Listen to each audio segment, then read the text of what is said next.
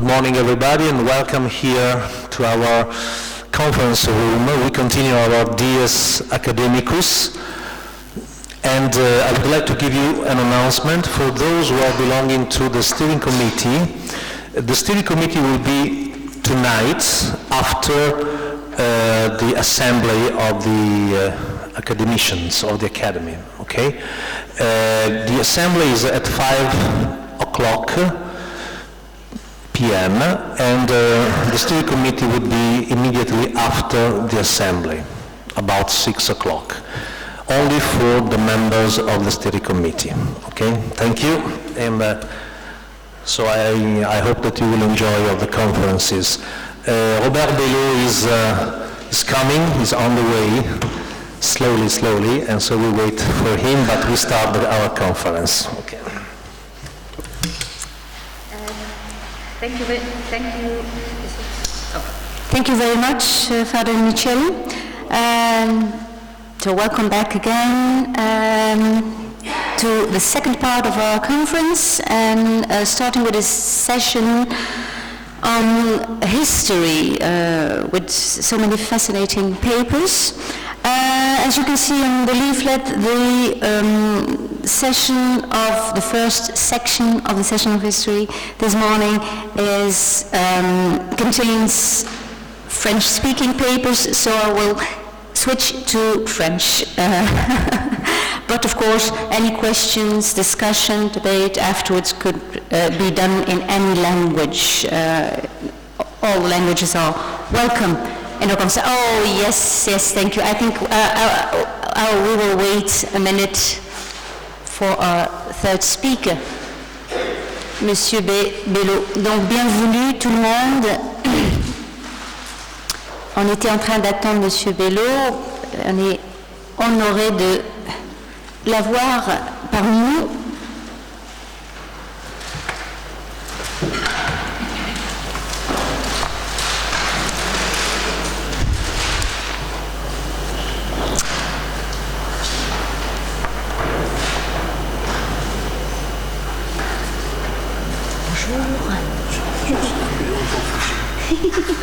Aucun problème. Bonjour aussi. Alors, donc on va commencer donc cette session par Monsieur le professeur Zarini, Vincent Zarini, de l'université donc de la Sorbonne. Sans tarder, alors je passerai tout de suite, et qui nous viendra parler de l'Afrique de Coripe, terre de contraste. Je lui laisse la parole tout de suite pour ne pas perdre de temps, et je le remercie pour sa présence. On est très honorés de l'avoir, un expert dans ce domaine, dans notre colloque. À vous, monsieur.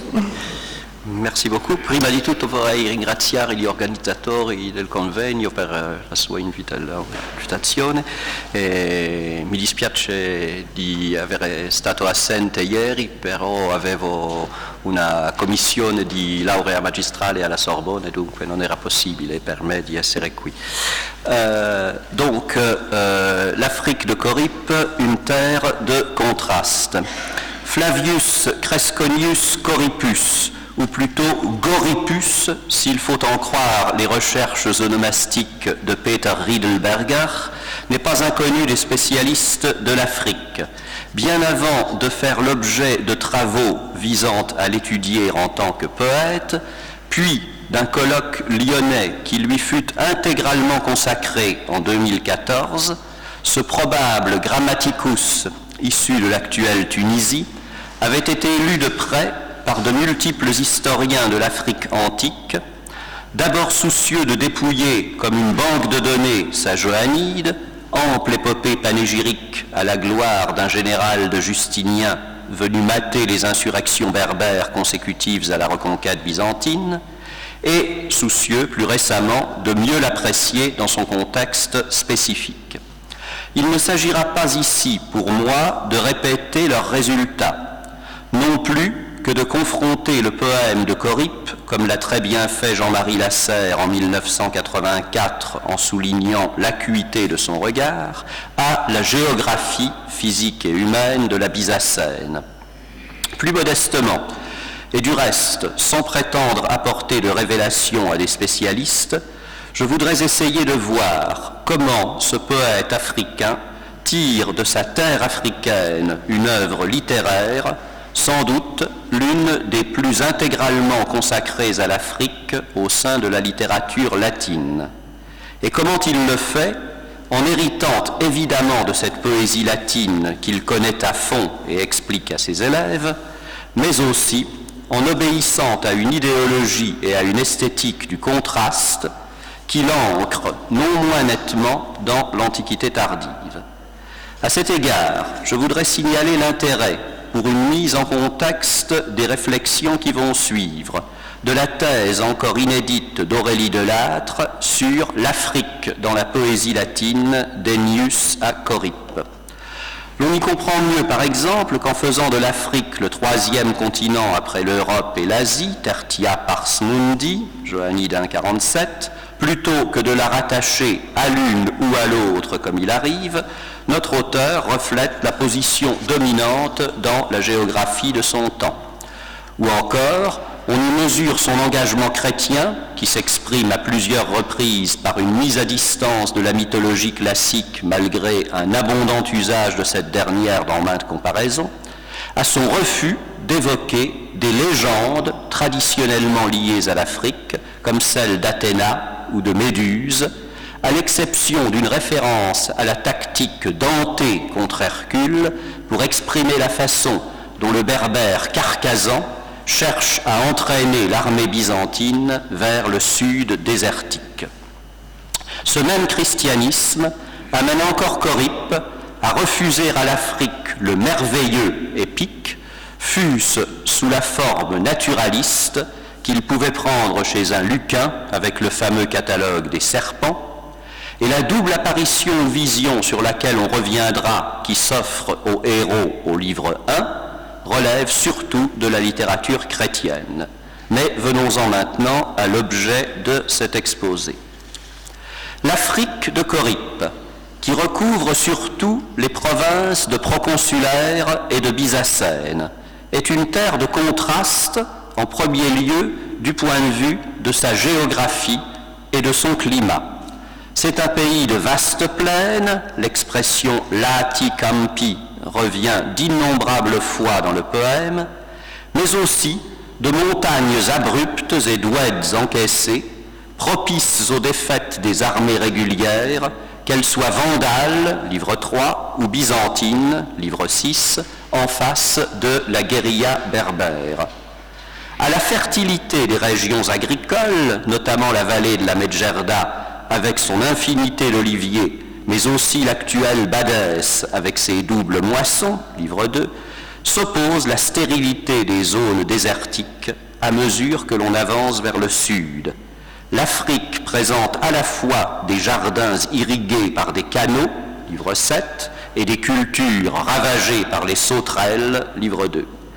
Même contraste répété entre la prospérité naturelle du pays en blé et en huile, souvent mise en scène dans les arts figurés par une iconographie de l'abondance, et la ruine qui répande les morts par la razzia et l'incendie, que cela s'exprime par la bouche de l'auteur, avec des accents qui ne doivent pas moins aux prophètes vétérotestamentaires qu'aux poètes latins, ou par celle du généralissime byzantin, ou encore d'un officier autochtone. À tous ces égards, l'Afrique de Corippe, pour la grêle, souvent évoquée, comme pour le soleil, est une terre de l'excès, en bien comme en mal, une représentation qui, comme le montre Aurélie Delattre, domine la poésie latine.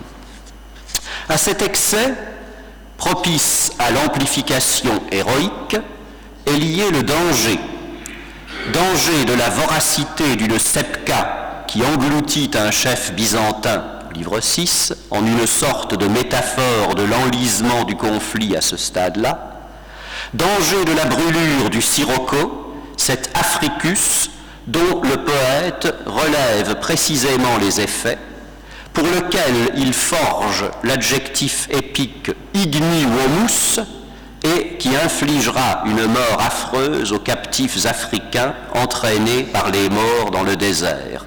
Je vous lis le livre 7. Phébus s'élevait, entraîné par ses coursiers haletants, et planait au milieu de la voûte céleste, au moment où l'ombre de l'homme, plus courte, n'occupe plus que 2 pieds. Le sirocco, cracheur de feu, commence à embraser les terres de son haleine, paralysant les forces et les ardeurs des soldats. Le souffle d'un vent de feu rigidifie tous les corps, la langue des troupiers est aride, leur visage est Rubicon, le poumon haletant depuis ses profondeurs soulève avec effort la poitrine, les narines rejettent du feu. La bouche privée de salive est âprement ardente, au fond du gosier desséché se déchaîne un feu brûlant. Une sueur pénible coule à flot des profondeurs mêmes des tissus et inonde la peau, mais d'elle-même, la chaleur insupportable de l'atmosphère l'assèche bientôt et l'absorbe tout entière à la surface du corps. Le contraste vaut aussi pour le peuplement et l'histoire de l'Afrique, sujet sur lequel j'ai publié une mise au point en 2005, à laquelle on me permettra de renvoyer ici pour le détail, en su de multiples travaux anciens ou récents d'historiens et d'ethnologues. En dépit de quelques nuances discrètes, une tripartition est nettement établie par Corippe entre Maoris, les berbères autochtones qui vivent en tribus, Afri, les Africains indigènes depuis longtemps romanisés, parfois appelés aussi Poénie ou Sidonie lorsqu'ils habitent la cité par excellence qu'est Carthage, sans nulle revendication cependant de punicité, et Romani, c'est-à-dire les artisans de la reconquête byzantine. Le but du poème est clairement de tourner l'élite des Afri, ces prokéresses auxquelles s'adresse la préface de la Johannie dans son premier vers, et qui doivent consister en riches latifondières dotées de résidences urbaines, vers les Romani, dont la pression fiscale et les options théologiques sur lesquelles on reviendra risquaient de faire regretter les Vandales. À cette fin, Corippe entend estomper autant que possible les contacts qui pouvaient exister entre berbères et africains.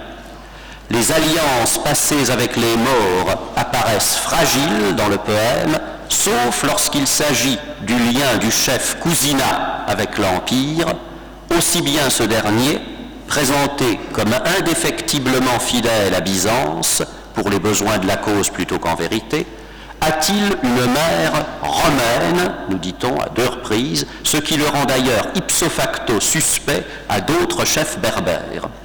Sur ces questions complexes, l'on gagnera à relire le stimulant essai de Paul-Albert Février sur le mot ambigu ou les pièges du discours, si discuté qu'il ait été.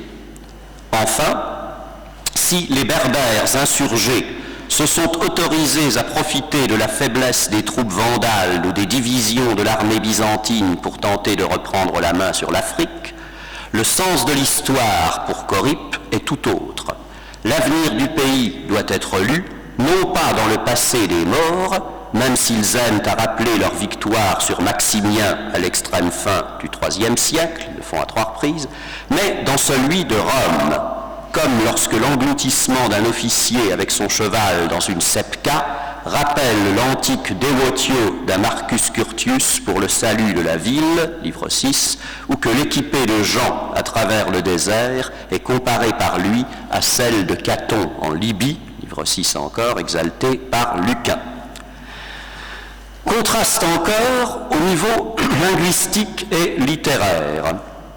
La langue des Berbères est déclarée malsonnante, regrettablement peu compatible avec la métrique latine, et comparée aux aboiements des chiens, livre 2, et aux hurlements des loups, livre 4. Quand le mort parle, il pratique ainsi cette eloquentia canina condamnée par les Cicérons et les Quintiliens, ce qui n'étonne pas, surtout de la part d'un lettré. La féritas du langage répond à celle des mœurs en accord avec un cadre de vie, la horde itinérante, bien plus animal qu'humain et avec un habitat primitif. De cette langue, Corippe donne de nombreux échantillons en raison de la place accordée, outre la toponymie africaine, à l'onomastique berbère dans l'ethnonymie et l'anthroponymie. Qu'il s'agisse du catalogue des tribus révoltées qui ouvre le livre 2, ou des noms souvent rudes de combattants berbères qui parsèment les aristies épiques des livres 5 et suivants, avec le regret pour les modernes que la piètre qualité de l'unique manuscrit qui nous transmet l'œuvre à peu près intégralement, ce Trivultianus 686 conservé justement à Milan, est altéré bien des données d'origine. Le poète incorpore même à son lexique un peu banal nom commun, taroi, à 2 reprises, clairement rattachable à la racine berbère signifiant engendré et qui exprime l'idée de descendance ou enfant, tandis que l'on a pu voir dans l'étrange mot gadaias au livre 6, plutôt qu'un toponyme mal identifiable, une latinisation du terme berbère Guédéa désignant les dunes.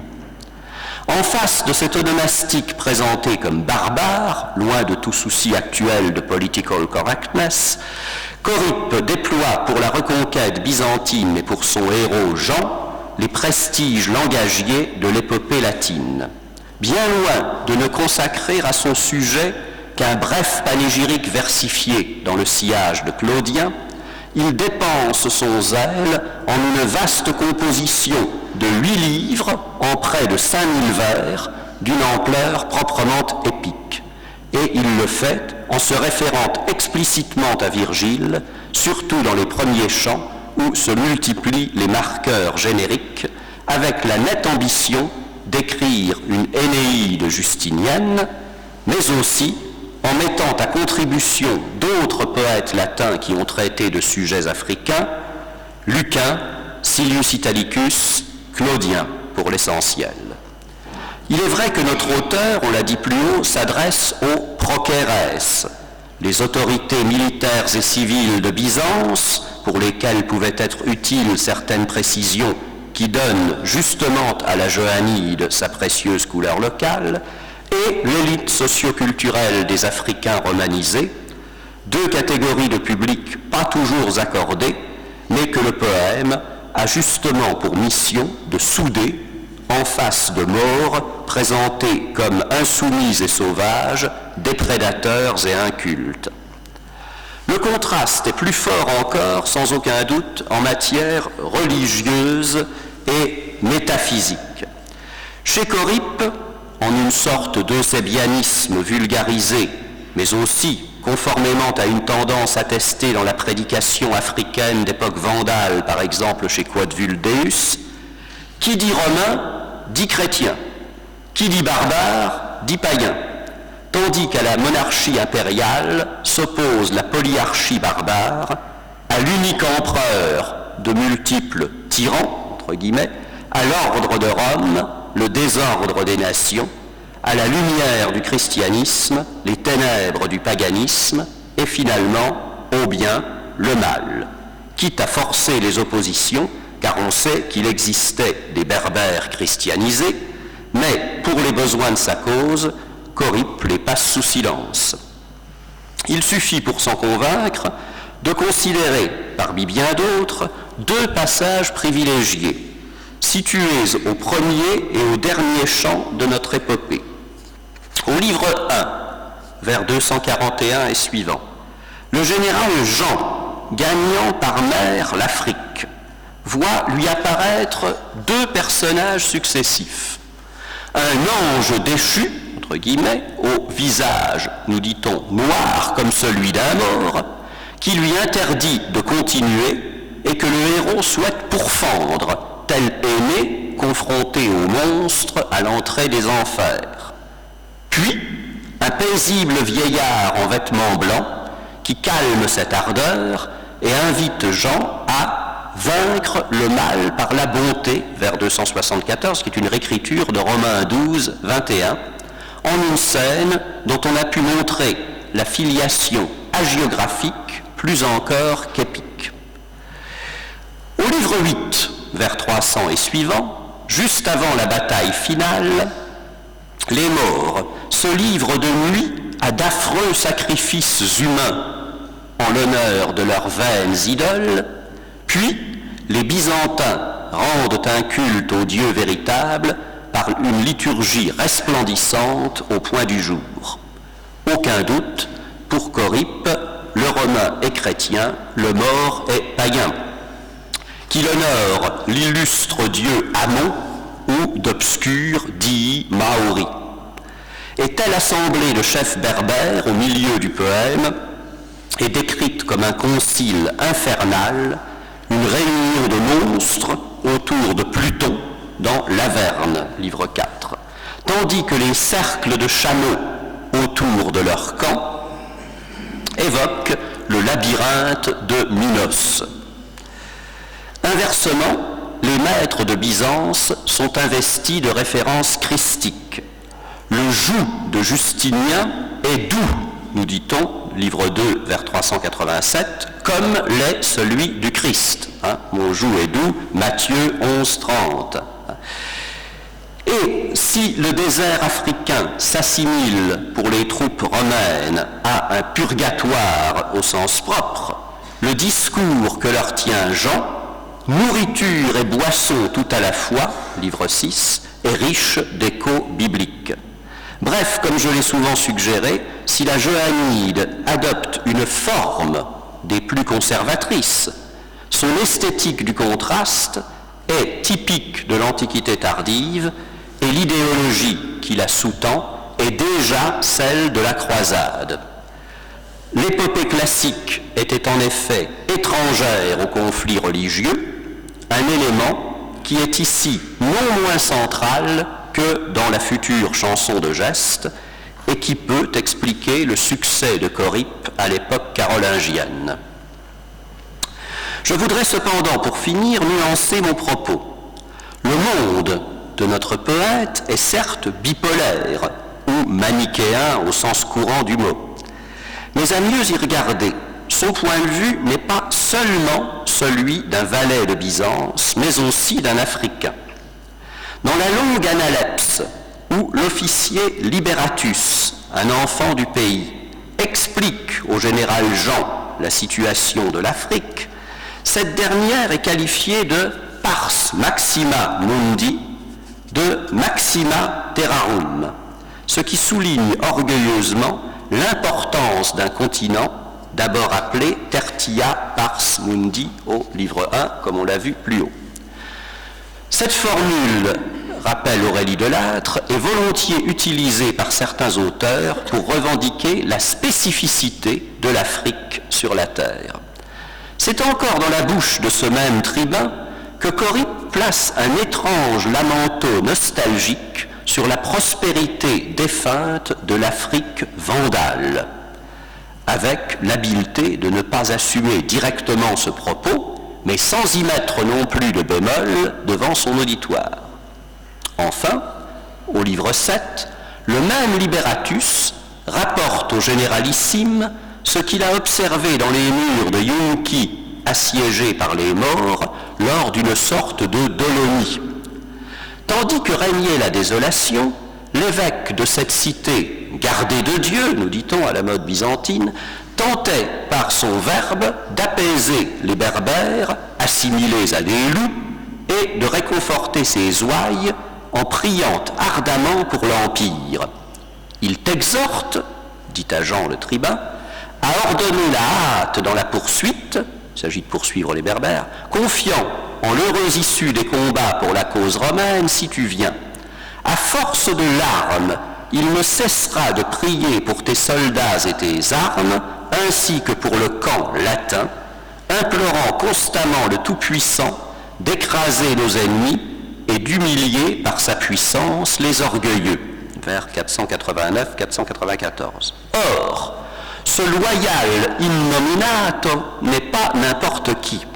Il s'agit très probablement de Vérécondus, confrère de Corippe en poésie chrétienne, mais surtout, en grande délicatesse alors, comme d'autres évêques africains, avec les autorités constantinopolitaines dans la querelle des 3 chapitres. Peut-être faut-il pareillement comprendre, dans le récit de la prise d'Adrumète en 545, au début du livre 4, l'allusion non nominative au prêtre Paul. L'on voit ainsi que notre auteur n'est pas seulement le chantre stipendié de la reconquête byzantine. S'il est clair qu'à ses yeux, le sort de l'Afrique ne saurait être que romain et chrétien, comme le veut sa culture, c'est aussi avec sa sensibilité d'Africain qu'il souligne que les Berbères sont la principale menace pour cette civilisation, mais que le comportement des troupes byzantines, entre pillage et mutinerie, est loin d'être toujours irréprochable, et qu'il suggère diplomatiquement que les nouveaux maîtres seraient bien inspirés de respecter les usages locaux en matière religieuse pour s'assurer la fidélité de l'Église. Toute conviction qui s'exprimait déjà au début de la reconquête byzantine dans la lettre 7 de Ferrand de Carthage, adressée par ce savant théologien africain à un certain officier général Réginus, qui avait consulté Fulgence de Ruspe sur les devoirs d'un capitaine chrétien. Tout panégyriste a pour mission de rassembler son public autour d'un programme. Face à un auditoire de hauts fonctionnaires byzantins et de grands propriétaires locaux, Corippe a su discrètement suggérer que l'unité de sa chère Afrique autour de la civilisation romaine était incompatible avec une fâcheuse division des églises chrétiennes dont pâtirait le très orthodoxe clergé local. En conclusion, cette écriture du contraste, qui caractérise la Johannide, est certes tributaire des tendances esthétiques qui dominent l'Antiquité tardive, comme j'ai essayé de le montrer ailleurs de manière plus générale. Mais elle trouve dans l'Afrique un champ d'application privilégié. L'Afrique est d'ailleurs la terre qui, du fait de l'exceptionnelle bravoure reconnue au peuple berbère face à Rome, à la fois dévore et fait les héros, ce que montrent de façon éclatante les destins parallèles de 2 Byzantins homonymes, le vieil officier Jean englouti dans une sepka à la fin du livre 6 et le fougueux généralissime Jean triomphant des Berbères à la fin de l'épopée. C'est bien cette guerre africaine qui, d'une certaine manière, le crée comme héros épique, écrit justement Aurélie de Lattre. Plus tard encore, arrivé à Constantinople, où j'ai quelque mal à supposer avec Heinz Hoffmann qu'il ne se serait jamais rendu, pour célébrer Justin II, lorsque celui-ci succède à son oncle Justinien, Corippe reste africain. Il se place sous la protection de hauts fonctionnaires qui ont assuré à son pays d'origine la paix et la prospérité, le questeur Anastase, le préfet Thomas. Et, ce qui est sans doute plus révélateur encore, quand il veut évoquer l'attente anxieuse parmi la foule constantinopolitaine de la procession impériale, c'est une comparaison avec le paysan africain guettant la pluie espérée qui s'impose à son esprit. Éloge de Justin, livre 4. La venue à Byzance a certes élargi l'horizon de Corippe, qui a vu de plus haut la politique internationale de l'Empire, et il s'est efforcé de saisir, comme il dit, internis oculis, Justin, livre 4, les spécificités de la seconde Rome. Mais ma désormais longue fréquentation de ce poète mineur me convainc de plus en plus que, plutôt qu'en simple turiféraire d'un pouvoir étranger, c'est en africain, si convaincu soit-il par ailleurs de la grandeur et de la romanité de la vérité du christianisme, qu'il faut voir Corippe. Je vous remercie.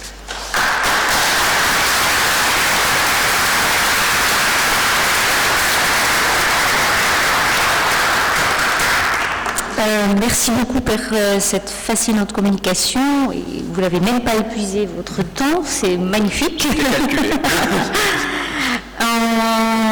Je passe volontiers la parole à Monsieur Robert Bello, qui nous vient du laboratoire d'études sur le monothéisme du CNRS et qui nous parlera de l'origine des querelles théologiques du XVe siècle en Éthiopie. Je vous donne la parole, je vais juste allumer votre micro.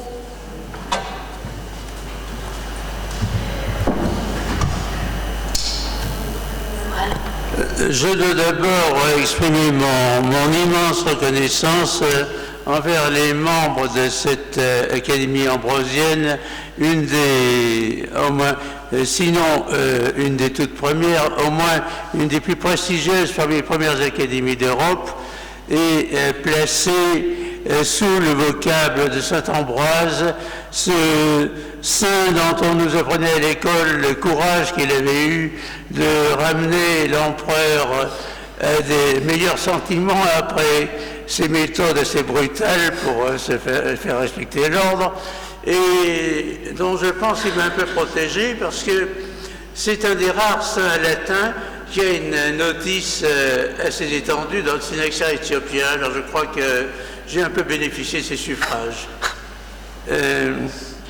Et je dois aussi ajouter que j'ai été profondément surpris de cette distinction que dans mon éducation, on m'avait appris à considérer comme destiné à d'éminents érudits, ce que j'étais tout à fait loin de penser de ma propre personne. Alors, je vais vous parler des antécédents théologiques, des antécédents des querelles théologiques du XVe siècle en Éthiopie. C'est une époque où, à la suite de batailles qui ont commencé entre moines et théologiens, quelques années avant, est monté sur le trône un empereur particulièrement autoritaire et brutal, Zara Yacob, 1434-1468, qui a voulu régenter l'Église, réformer la liturgie et trancher en matière de théologie, de telle manière que les moindres malheureux qui osaient soutenir des thèses qu'il considérait comme hérétiques étaient brutalement trucidés par ses troupes et traités de manière tellement abominable que je n'ose pas vous dire ce qu'il leur faisait faire. Enfin, c'était un massacreur de première. Alors, le XVe siècle en Éthiopie fut marqué par le règne de Zara Yacob, né en 1399, qui dura de 1434 à 1468. En imposant son nom, souvent avec violence, de nombreuses réformes liturgiques et disciplinaires, en décidant par exemple de célébrer le sabbat à l'égal du dimanche, ce qui mettait un terme à un conflit de plus d'un siècle sur le sujet. Les hommes d'Église, proches du roi, tranchèrent sans appel en matière de foi et réprimèrent dans le sang toute opposition à cette décision. Or, au XIVe siècle, le moine Eustathéos, dont les dates montent environ du 15 juillet 1273 au 15 décembre 1352, séjourna en Égypte, puis à Jérusalem et au Liban, après un passage à Chypre. Et il mourut enfin en Arménie, mais surtout, il lutta pour imposer le respect du sabbat à l'égal du dimanche. L'usage était connu en Éthiopie depuis le XIIe siècle, comme l'a fait remarquer depuis longtemps Gianfranco Fiaccadori, défunt, à qui je dois reconnaître l'immense talent d'avoir réuni absolument toutes les sources dont on pouvait disposer et les avoir illustrées de façon absolument remarquable. Il évoque à ce propos les relations que le roi Zego et Lalibela entretenaient avec Jérusalem. Il est à remarquer que les textes utilisés comme autorité en faveur de la célébration hebdomadaire du sabbat proviennent presque tous de la littérature syriaque ou sont attribués à de grands auteurs syriaques. Au XIVe siècle, on traduisit en gaèse un grand nombre de textes d'auteurs de cette tradition, d'après des originaux arabes, selon la tradition reçue chez les spécialistes. Pour le moment, personne n'a apporté la preuve qu'on ait directement traduit du syriaque en éthiopien tel ou tel texte. Je n'est pas exclu, mais enfin, on n'en a aucune preuve pour le moment. Le moine Stéphanos, 1397-1398, 15 décembre 1444, qui fonda un mouvement monastique dissident, cruellement persécuté par les rois pendant tout le XVe siècle, était précisément un disciple d'Hévostatéos et un fidèle zélateur de la célébration du sabbat. On l'accusa, avec ses disciples, entre autres griefs, de refuser de se prosterner devant la Vierge et la croix. Ces deux cultes étaient liés à l'introduction récente en Éthiopie du livre des miracles de Marie, traduit de l'arabe et, comme l'a montré Enrico Cerulli, originellement traduit du français, où il était né à l'occasion du mal des Ardents, en Flandre, je crois, enfin, ou dans le Nord, et ensuite, à l'occasion des croisades, il était passé en Égypte et traduit en arabe.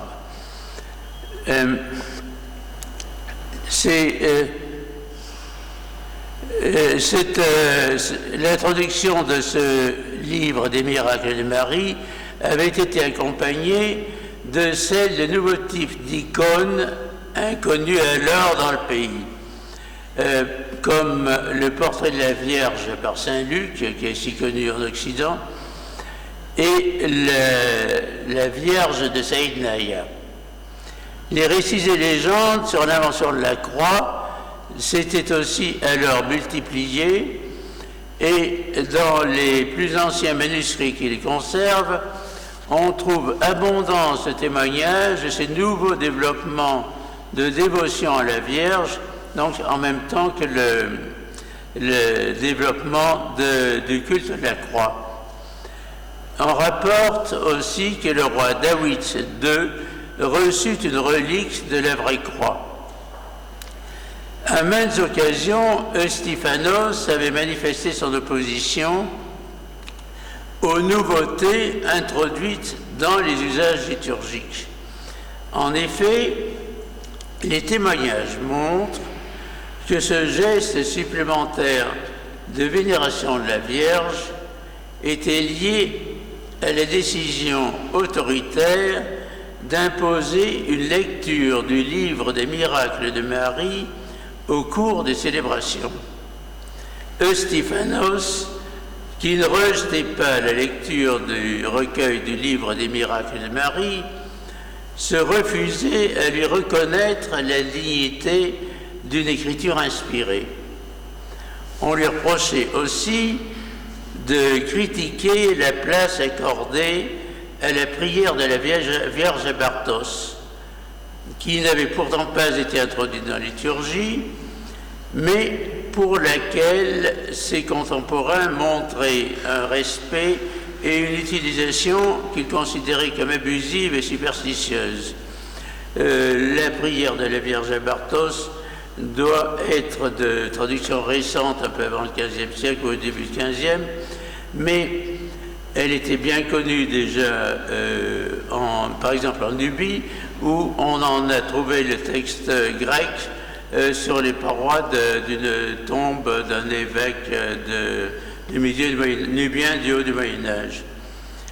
Ses disciples suivirent fidèlement Eustéphanos et les actes des pères et frères d'Abragarzen, c'est-à-dire à peu près Gunda Gundé, avec quelques petites précisions à donner, racontent qu'un frère refusa de baiser le livre des miracles de Marie qu'on lui avait porté à cet effet après la lecture de l'Évangile.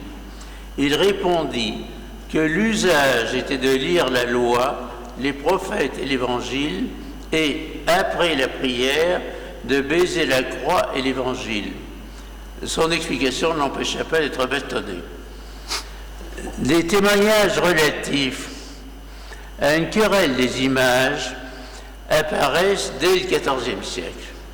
Le Kebranagast, ou Gloire des rois, qui consacre ses chapitres 103 à 105 à la liturgie et à l'autel, réfute les arguments de ceux qui s'opposent à la vénération des anges Michel et Gabriel, dont les icônes devaient être disposées à proximité de l'autel, et à celle du Tabot, ou autel. Le Tabot, théoriquement, actuellement, c'est la planchette d'autel qui joue le rôle de la pierre d'autel.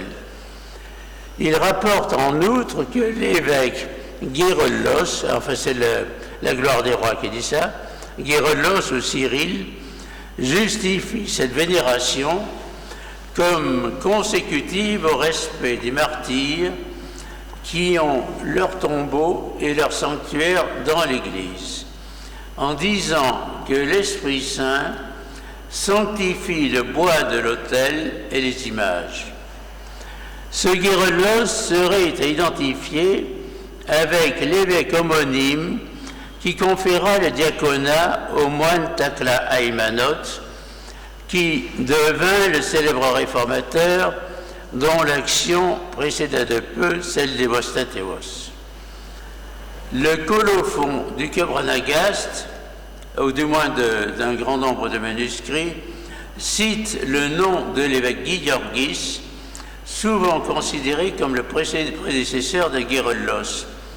Le problème de leur ordre de succession n'est pas encore entièrement résolu et reste discuté. On ne sait pas lequel a été métropolite avant l'autre.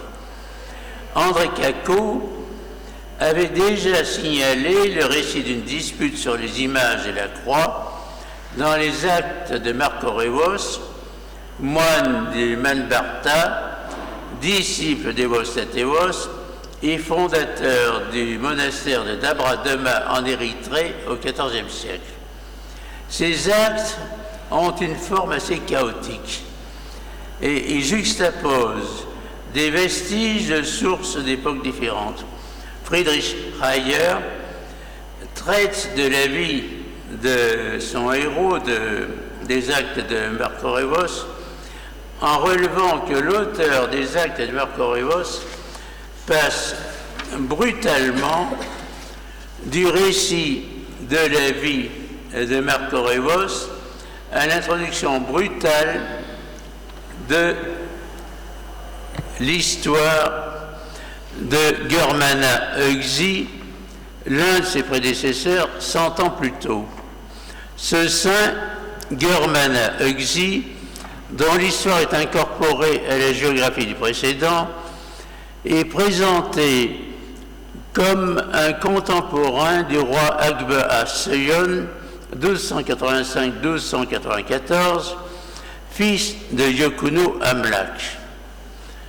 C'est sous le règne de ce roi que des hérétiques auraient refusé de vénérer la croix ainsi que les images du Christ et de la Vierge, parce que l'image est une planche et la croix un arbre ou un bois du Golgotha. Conti Rossini, dans sa traduction, a omis le nom du Golgotha. Et je dois à Gianfranco Fiaccadori, dans son livre Teofilo Indiano, d'avoir donné la transcription de la phrase éthiopienne en restaurant la lecture originale des actes de Marco-Revos, ce qui m'a fait repérer le nom de Golgotha, qui avait sauté Conti Rossini joyeusement. German Huxley avait alors réuni une assemblée dans sa ville de Sikar, dont était le gouverneur, apparemment une ville du Manbarta ou Wanbarta. Il confondit ses adversaires en citant l'image miraculeuse que le Christ avait envoyée à Abgar, roi d'Édesse, par l'intermédiaire de l'apôtre Thaddée, puis le portrait du Christ peint par l'apôtre Jean sur l'ordre de l'empereur Tibère, selon le récit tiré du martyre de Pilate, un apocryphe qui dépend des textes apparentés au soi-disant évangile de Gamaliel, qui n'a jamais été un évangile, mais qui est tout à fait de la même tradition.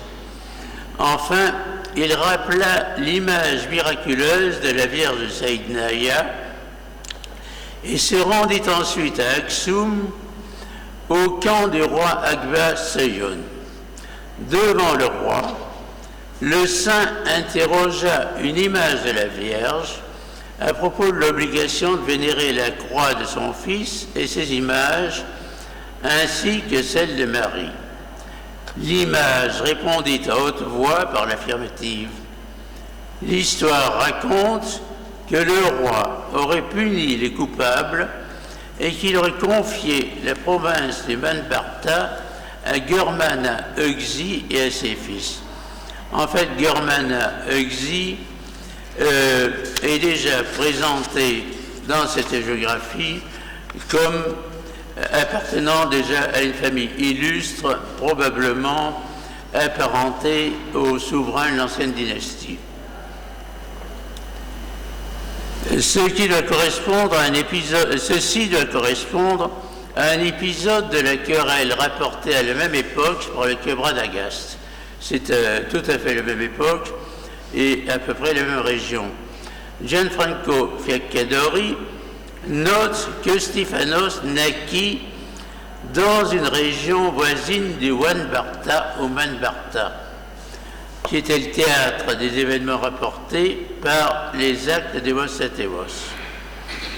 Les contestataires, attestés par ces textes, semblent avoir été en contact avec des milieux chrétiens de Palestine ou de Syrie, ayant gardé la mémoire des Pauliciens et de leurs héritiers, les Tondraketsi, ma prononciation de l'arménien est très imaginative, qui poursuivirent leur prédication iconoclaste jusqu'au XIe, XIIe siècle, comme le montre Gianfranco Fiaccadori, qui suit naturellement Madame Garsoyan dans son livre sur l'histoire des Pauliciens. Il relève aussi, Gianfranco Fiaccadori, que les Stéphanites avaient de nombreuses occasions de côtoyer des chrétiens de culture syriaque et arménienne à l'occasion de leur fréquentation des lieux saints en Palestine et en Égypte. Il souligne également qu'on a reconnu dans les cycles tardifs de 2 manuscrits enluminés de l'Évangile datés du XIVe siècle la reproduction de modèles iconographiques perdus d'époque pré-byzantine et pré-iconoclaste. Il renvoie à une étude de Claude Lepage qui a repris plusieurs fois la question, et il faut aussi signaler le travail remarquable de Eva Balicka-Witakowska sur la crucifixion sans crucifié dans l'art éthiopien. La controverse sur le respect du sabbat pouvait déjà remonter à la même source et avoir été influencée par les mêmes contacts. Il faut relever que dans son livre et diverses publications, Gianfranco Fiaccadori a rassemblé une brassée de témoignages et d'indices fort convaincants en faveur d'une dépendance étroite entre l'évolution des pratiques et de la spiritualité chrétienne en Éthiopie et dans le reste de l'Orient chrétien. Je me dois une fois de plus de rendre hommage à l'immense érudition de M. Fiaccadori. Un missionnaire catholique portugais du XVIe siècle, Francisco Alvarez, a rapporté que chez les Stéphanites, seule la croix du Christ méritait d'être vénérée.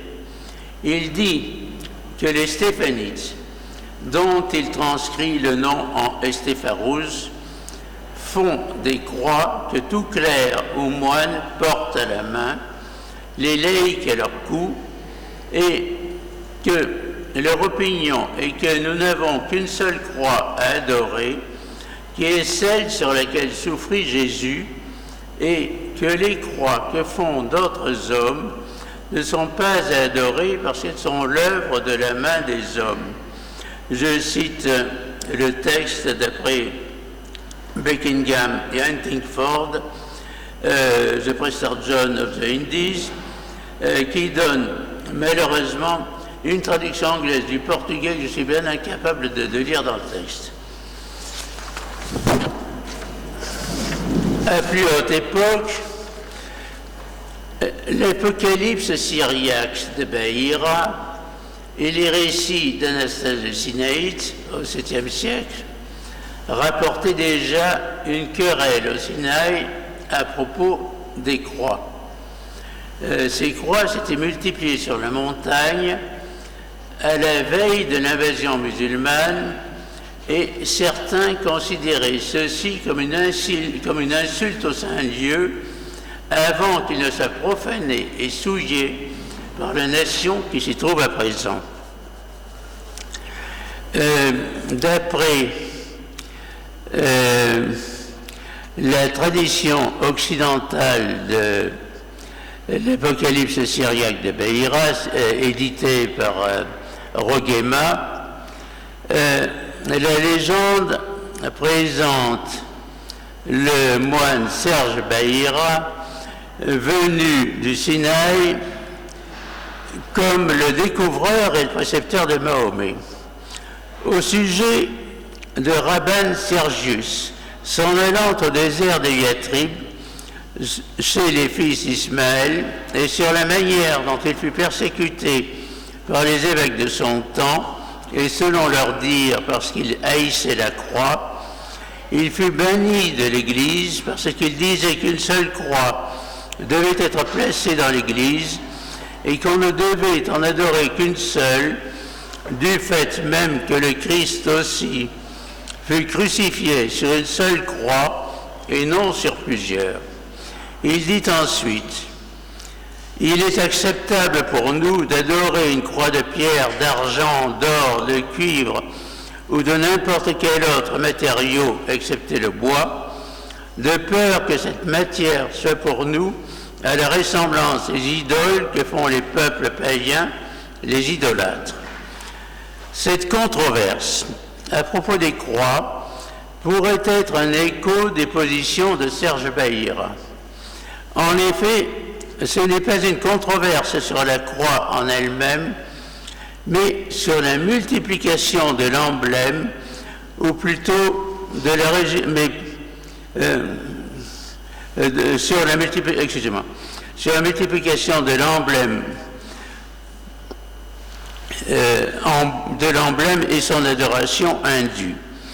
Il ne doit donc pas s'agir d'une persécution venant de l'islam, mais plutôt de la résurgence de thèmes de la controverse iconoclaste, comme le pense Guéreux, The Legend of the Monk Bahira, dans un recueil publié à Damas par Canivet et Récoquet. Citant une interprétation iconoclaste d'une lettre de Nil d'Ancire au Ve siècle à l'éparque Olympiodore. En effet, les iconoclastes byzantins n'étaient pas opposés à la représentation d'une croix monumentale dans l'abside de leurs églises. Ce type de décoration caractérisait aussi les églises de Syro-Mésopotamie, à la fois nestorienne et monophysite, et on le trouve au Sinaï dans l'absidiole de la chapelle du buisson ardent, post-justinienne, fin 6e, début 7e. Pour cette note sur la querelle des croix au Sinaï, j'ai l'honneur de citer un article de Marie-Joseph Pierre intitulé « Raïtou, Pharan, la Sainte Montagne et les Trois Moïse, éléments d'histoire monastique à l'époque de Jean Climac », publié dans les Mélanges Guillaumont. Alors,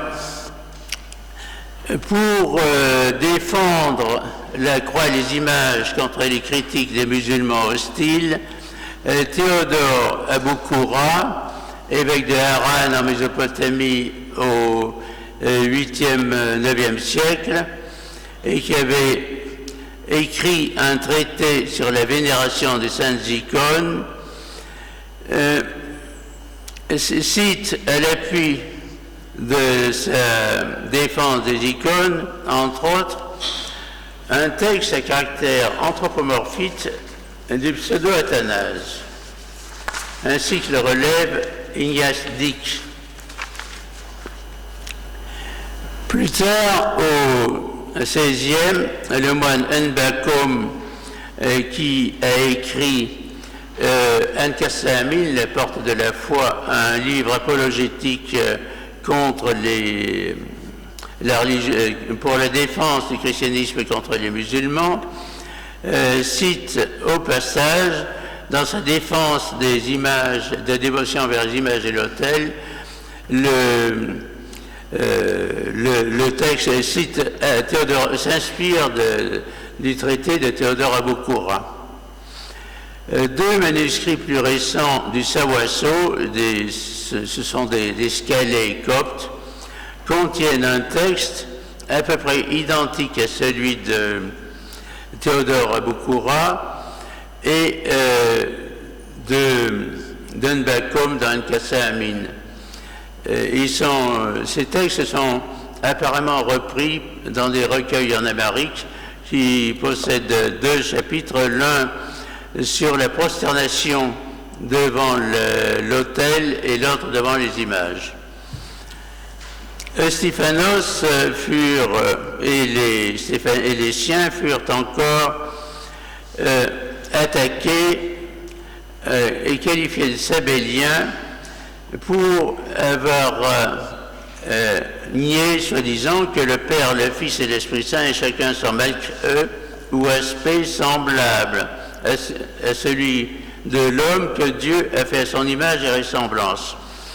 On trouve cette accusation, la réfutation de cette thèse se trouve déjà dans le livre du mystère de Georges de Sagla, terminé en 1424. Il consacre un chapitre à cette réfutation contre les disciples de Sabellius, et il reprend ça dans le chapitre consacré à la réfutation des disciples de Nestorius. Il cite les passages de l'Écriture qui parlent du visage, de la droite de Dieu, de ses pieds, de ses mains, de son bras, en affirmant que tout ceci doit être tenu pour vrai d'une certaine manière. Or, ces affirmations sont attestées dans un texte apocryphe du pseudo-Athanase, déjà cité, apparenté à l'homélie De Anima et Corpore, qui est connu en diverses langues, y compris le géorgien, le copte. Et ce document, au trait anthropomorphique, serait d'origine julianiste. Il est incorporé au Haymanot Habaou, ou Foi des Pères, une compilation théologique célèbre d'origine copte arabe, qui déclare, en citant le pseudo-Athanase, ce saint apostolique dit encore, dans les 12 commandements qu'il prescrivit au roi Constantin, fils de Constantin, quand ils le firent venir d'exil. C'est l'introduction du texte. Et ce qui a été dit à leur sujet est vrai, mais nous n'atteignons pas la connaissance ni l'intelligence de ceux-ci, sauf par la foi.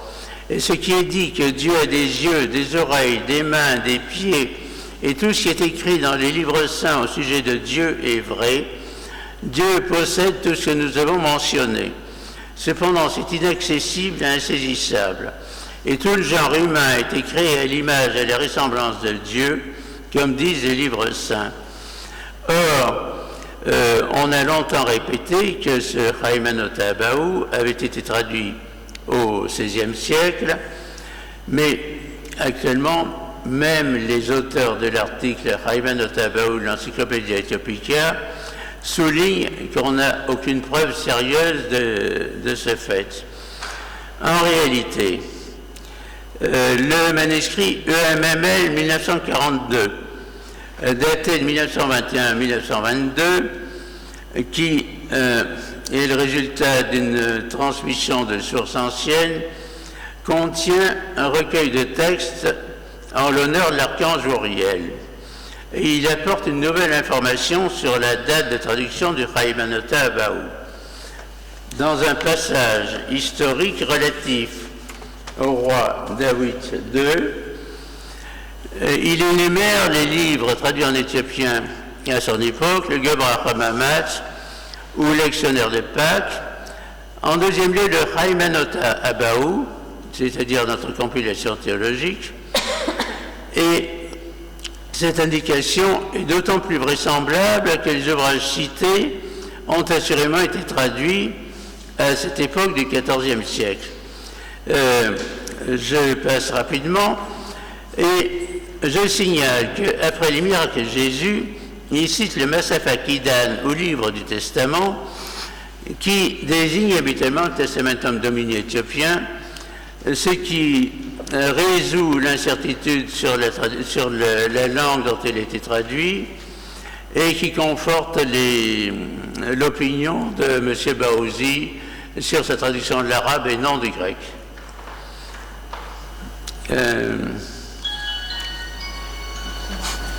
Il est probable que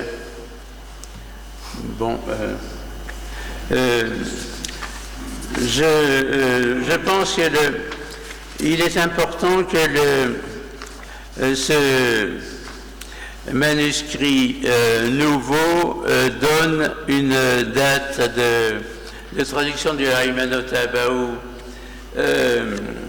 au XIVe siècle, c'est-à-dire 2 siècles avant ce qu'on pensait, et ceci montre qu'il a été sûrement une source du livre du mystère Georges de Sagla fait en 1424, et ensuite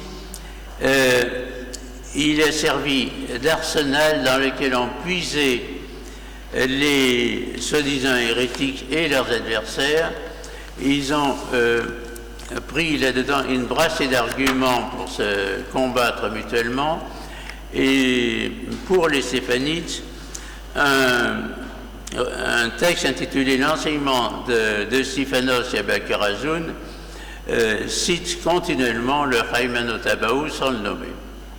Je pense que ça remet en place un certain nombre de choses. C'est les contributions que j'espère apporter en mettant quelques jalons nouveaux dans la chronologie de la littérature éthiopienne. Merci.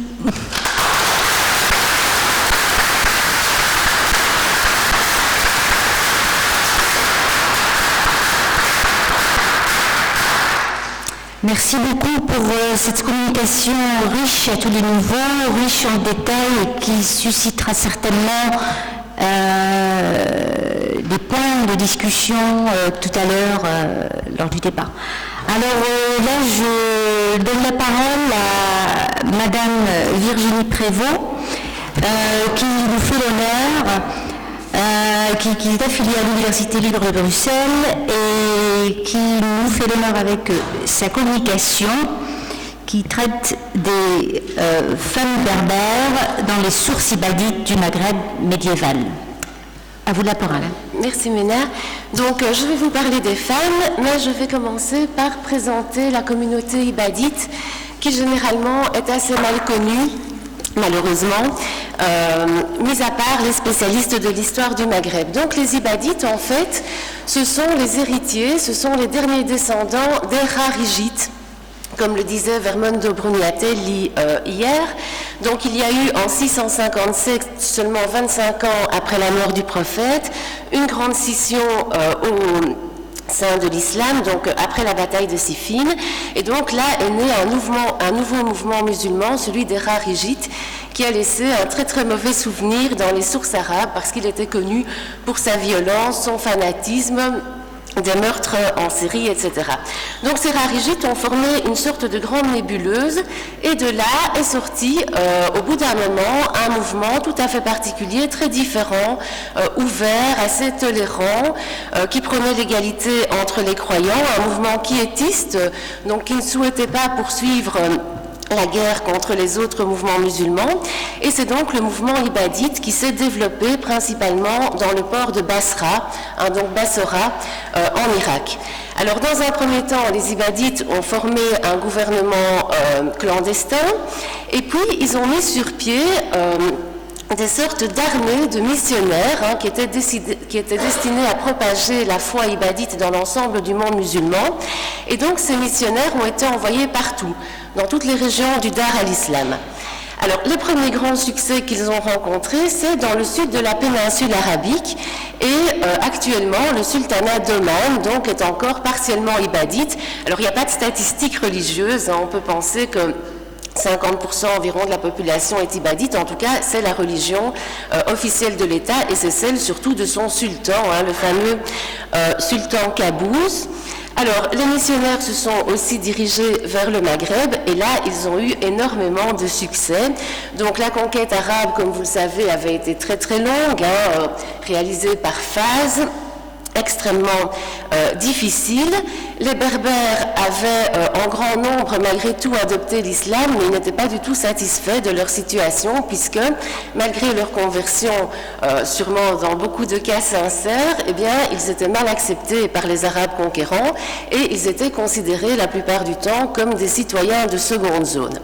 Et voilà qu'arrivent donc ces missionnaires ibadites, dont le message principal est de prôner une stricte égalité entre tous les musulmans, quelle que soit leur origine ethnique. Donc il y a une sorte de proverbe, c'est surtout légendaire, qui dit que le pouvoir peut revenir à n'importe quel musulman, même si c'est un esclave noir au nez cassé. Donc ça c'est sans doute légendaire, mais ça montre bien donc l'optique tout à fait ouverte et nouvelle de ces ibadites. Et donc, évidemment, les Berbères vont se convertir en masse à cette nouvelle religion. Alors, ils vont fonder un premier imama en Tripolitaine qui va être vaincu par les armées arabes. Et puis, ils vont fonder un second imama qui, lui, va avoir une grande longévité, dont la capitale était Taert, que vous voyez là sur la carte en Algérie occidentale.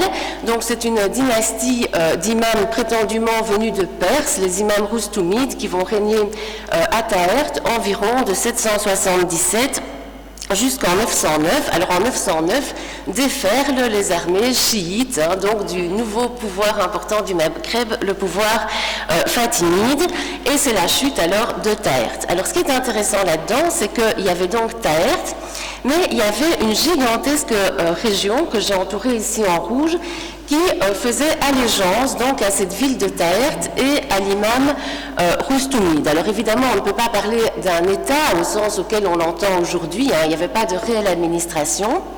Mais tous ces territoires qui sont parfois très méridionaux, vous voyez, il est question notamment du Fezzan en Libye, donc un territoire très excentré, tous ces territoires donc reconnaissaient l'autorité spirituelle de l'imam de Taert, lui versaient des impôts et nommaient des gouverneurs, Roustoumides, donc au nom de cet imam. Alors, Au fur et à mesure du temps, suite à la chute de Taht face aux chiites, eh bien, les Ibadites vont connaître une longue période de déclin. Alors il y aura quand même quelques périodes, heureusement, de sursaut, si vous voulez, mais le fait est qu'il va y avoir un très important recul géographique, tout à fait progressif, et finalement, les Ibadites vont se retrouver dans 3 régions bien précises du Maghreb qui se caractérisent chacune à leur façon par un certain isolement, donc l'île de Djerba, en Libye, le Djebel Nafousa et la petite oasis côtière de Zouara, et puis le Mzab en Algérie, qui est la seule région ibadite qui est généralement connue du grand public grâce à son architecture qui est tout à fait spectaculaire. Alors, depuis environ une décennie, il y a un grand engouement pour les études ibadites dans la recherche, qui est en partie dû au fait qu'il y a eu énormément d'éditions de textes ces dernières années. Alors on explique ça par le financement qui a été fait par le sultanat d'Oman, donc ils ont vraiment une politique de publication très importante, et c'est très intéressant pour les historiens parce que ces textes, jusque-là, en fait, étaient cachés dans des bibliothèques dont l'accès était extrêmement difficile. Les Ibadites les protégeaient vraiment très jalousement. Donc, on a tout d'un coup à notre disposition toute une série de textes qu'on ignorait quasiment jusque-là. Alors, le problème, donc les sources ibadites en fait se présentent en 3 grandes familles, si je puis dire. Donc, je parle ici seulement des sources qui ont une connotation historique, parce que bien évidemment, il y a des sources religieuses aussi. Donc les sources historiques, entre guillemets, se présentent en 3 grands groupes. Donc on a d'abord des chroniques, donc, qui expliquent toute l'histoire des Ibadites depuis l'arrivée des fameux missionnaires que j'évoquais jusqu'à l'époque de la mort de l'auteur.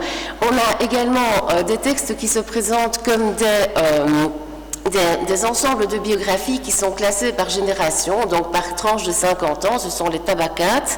Et puis, on a une autre série de récits qui sont regroupés en fonction de la personne qui les a transmis, et ces personnes elles-mêmes sont regroupées selon leur origine géographique. Et donc, on va avoir les récits du Souf, les récits de Djerba, etc. Donc ça, c'est un classement purement géographique. Alors, le problème des sources ibadites, c'est qu'elles sont à caractère nettement hagiographique, puisqu'évidemment, le but des auteurs est de mettre en valeur tous les prestigieux savants qui ont marqué l'histoire des Ibadites. Et donc, il y a toute une partie des textes qui est peu intéressante parce que, pour le dire familièrement, on a toujours toute une série de blabla qui va donc expliquer toutes les qualités innombrables de chaque savant. Mais en dehors de ça, ce sont vraiment des textes qui sont tout à fait passionnants. Alors, je relèverai 4 intérêt majeur de ces textes. D'abord, leur caractère historique. Donc, eux, évidemment, présentent l'histoire du Maghreb du point de vue ibadite, et ça permet, quand on les étudie, de donner un nouvel éclairage sur certains épisodes de l'histoire du Maghreb. Moi, je l'ai fait pour la région du sud tunisien, de Tozeur, lorsque j'ai fait ma thèse, et c'est vraiment très intéressant parce qu'on confronte les sources qu'on avait l'habitude d'utiliser, qui sont évidemment majoritairement sunnites, à des sources tout à fait différentes. Et vraiment, il y a moyen d'obtenir des visions parfois très opposées d'événements qu'on croyait connaître, mais évidemment avec des textes qui allaient tous dans le même sens. Alors, le deuxième intérêt, donc c'est ce que j'aborderai aujourd'hui, c'est tout ce qui concerne la vie quotidienne, puisque, comme vous voyez, il y a beaucoup de récits anecdotiques, beaucoup de biographies, et donc là-dedans, il y a moyen de relever énormément de choses très intéressantes, donc la toponymie, l'onomastique, des tas de détails sur la vie religieuse des Ibadites à l'époque médiévale, notamment sur les mosquées, la place des femmes dans les mosquées, des choses comme ça, la vie quotidienne en général, la nourriture que j'avais étudiée il y a quelques années. Très important, tous les rapports entre les Ibadites et les minorités chrétiennes et juives. Bon, les minorités chrétiennes n'ont pas tardé à disparaître, mais les minorités juives sont restées très longtemps aux côtés des Ibadites, en Algérie jusqu'en 62. Et comme vous le savez peut-être, à Djerba subsiste la dernière grande communauté juive du Maghreb, et les Ibadites y tiennent énormément, donc il y a vraiment une symbiose entre les Ibadites et les autres confessions. Et puis, autre point extrêmement intéressant à étudier dans les sources Ibadites, c'est tout ce qui concerne le commerce transsaharien, puisque ce sont les Ibadites qui ont contribué en très grande partie à l'organiser, à le mettre sur pied de façon régulière. Le troisième grand intérêt de ces sources, mais Vermondo Brugnatelli l'a évoqué hier, c'est évidemment le fait qu'elles ont été écrites à l'origine par des berbérophones. Bon, ce sont les textes en arabe qui nous sont parvenus, mais donc, comme il l'a fait remarquer, il y a énormément de fragments de textes en berbère qui sont conservés, donc ça, moi, c'est pas du tout mon domaine. Et le quatrième intérêt, c'est l'ancienneté de certains de ces textes. Il y a notamment le Kitab d'Ibn Salam, qui date de la fin du IXe siècle, qui est un texte passionnant, qui évoque l'histoire des Ibadites et qui montre, par exemple, qu'il y avait des communautés Ibadites qui vivaient dans la ville de Kérouan, donc la grande capitale de l'Ifriqiya après la conquête arabe. Alors je l'ai mis entre crochets parce que je n'ai trouvé dans ce texte aucun renseignement sur les femmes. Voilà, donc je vous ai mis les textes que j'ai consultés. Je ne vais pas les détailler parce que ça n'a pas un grand intérêt pour les gens qui ne sont pas spécialistes de la question. Le plus connu, c'est le Kitab al-Sira d'Abou Zakaria, donc qui est daté environ de 1100 et qui est donc une immense chronique qui part depuis l'arrivée de ces missionnaires jusqu'à la fin du XIe siècle. Et ce texte-là va servir de base pour tous les textes qui vont suivre. Donc les auteurs suivants puiseront, parfois recopieront même des chapitres entier du texte d'Abou Zakaria. Alors, il y a un texte très intéressant que j'ai énormément mis à profit ici, que je voudrais évoquer plus longuement, c'est le Siyar al-Mashair, un texte sur lequel on a peu d'informations, il est anonyme. On sait qu'il date de la seconde moitié du XIIe siècle, puisque la dernière date qui y figure est celle de 557 de l'Hégire. Et donc, c'est ce genre de texte qui se présente comme un mélange de documents très divers, classés plus ou moins géographiquement. Ce qui est très intéressant, c'est qu'il y a là-dedans un texte qui s'appelle la Tasmiya Shuyur Jabal Nafousa, donc la liste des savants, des cheirs du Jabal Nafousa, qui donne toute une énumération de savants ibadites originaires donc de cette région de Libye. Et alors la caractéristique de ce texte, c'est que cette liste d'hommes est suivie par une liste de noms de leurs épouses. Ça c'est très intéressant parce que d'une part ça montre la place qui est accordée aux femmes et d'autre part ça m'a permis donc de trouver là-dedans toute une série de noms de femmes berbères. Et suite à cette liste de noms d'épouses, on a une liste des vieilles femmes pieuses de la région. Donc là aussi toute une série de noms qui nous sont offerts. Alors, suite à ce texte, il y a une autre particularité du Siyar al-Mashair, c'est qu'il va proposer plusieurs textes, ensemble de traditions qui émanent directement de femmes. Donc ça, c'est assez rare, en tout cas à ma connaissance, parce que peut-être que quelqu'un aura des exemples dans d'autres ouvrages, mais donc là, ces ensembles de traditions sont directement attribués à des femmes.